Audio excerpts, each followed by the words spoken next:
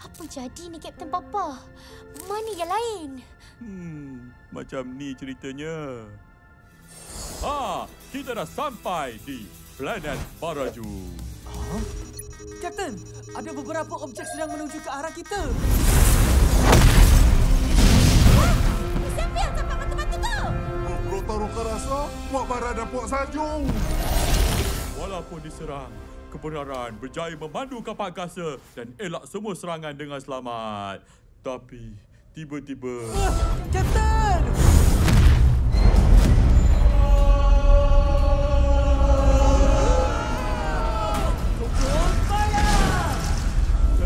Nasib baiklah si Feng tu sempat guna kuasa dia. Kalau tak tahulah apa jadi. Habis tu, Yaya dan Ying macam mana? Tak tahulah nasib mereka. Last kali kebenaran nampak, mereka jatuh ke sebelah kiri dan kanan kapal angkasa. Tapi signal jam diorang masih ada. Kalau masih ada signal, berarti mereka masih okey. Baiklah. Kita kena cari Yaya dan Ying. Jom!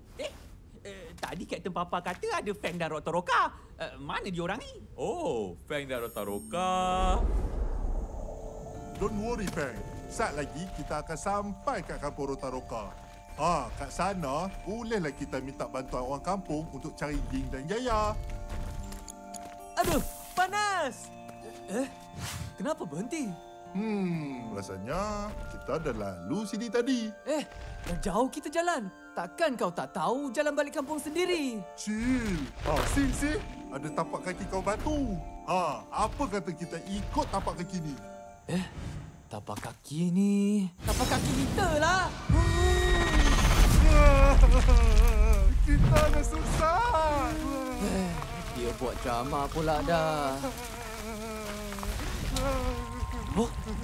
Macam mana ni, Feng? Apa kata kita tanya pakcik tu? Pakcik? Hello, good morning.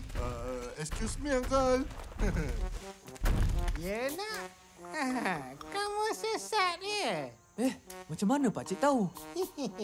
Mestilah tahu. Papa tu nampak kamu berpusing-pusing dari tadi. Aduh, memang sah lah. Kamu naik bukit tu. Sampai atas nanti akan nampak kampung tu. Terima kasih pakcik. Jumpa lagi. Oh, depan tu je.